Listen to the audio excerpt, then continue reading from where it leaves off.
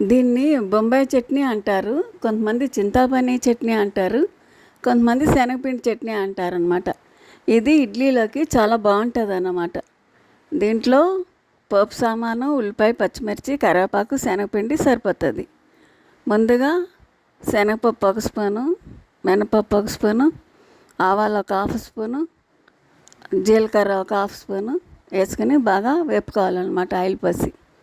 కొంచెం అవి బాగా వేగాక ఉల్లిపాయ, పచ్చిమిర్చి తరిగి పెట్టుకున్నవి వేసుకుని, కరివేపాకు కూడా వేసుకుని వేపుతామన్నమాట. బాగా వేగిన తర్వాత అప్పుడు శనగపిండి మనం 2 స్పూన్లు ఒక గ్లాసున్నర వాటర్లో కలిపి ఉంచుకోవాలి. ఎందుకంటే ఇది ఇడ్లీలోకి చట్నీ పలచగా ఉండాలన్నమాట. ఎంత పలచగా దింపుకున్నా తోడుకుపోతుంది ఇది. అందుకని మనం శనగపిండిలో నీళ్ళు ఎక్కువ పోసి కలుపుకోవాలన్నమాట.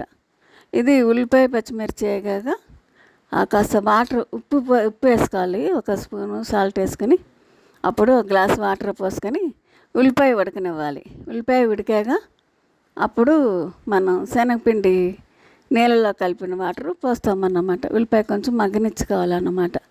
ఉల్లిపాయ కొంచెం మగ్గితే బాగుంటుంది, ఉడకపోతే కసకసమంటుంది. అందుకని కొంచెం ఉల్లిపాయ ఉడికిన తర్వాత కొంచెం దగ్గరికి వచ్చాక ఆ నీళ్ళు ఈ శనగపిండి కలిపిన వాటర్ పోసుకుంటే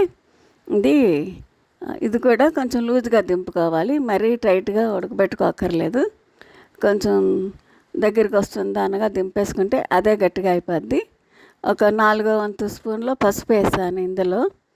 శనగపిండి కలర్ సరిపోలేదు, అందుకని మళ్ళీ కొంచెం పచ్చగా ఉంటాను కానీ పసుపు వేసా. అది గరిటె జారుగా దింపుకోవాలి ఇడ్లీలోకి. ఇది ఆంధ్ర సైడ్ అయితే చింతమని చట్నీ అంటారు, కొన్ని చోట్ల బొంబాయి చట్నీ అంటారు, శనగపిండి చట్నీ అంటారు.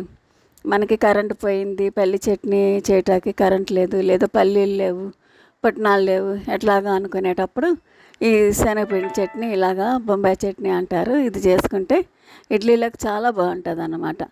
అసలు సూపర్ అన్నమాట. చాలామంది చాలా ఇష్టంగా తింటారు.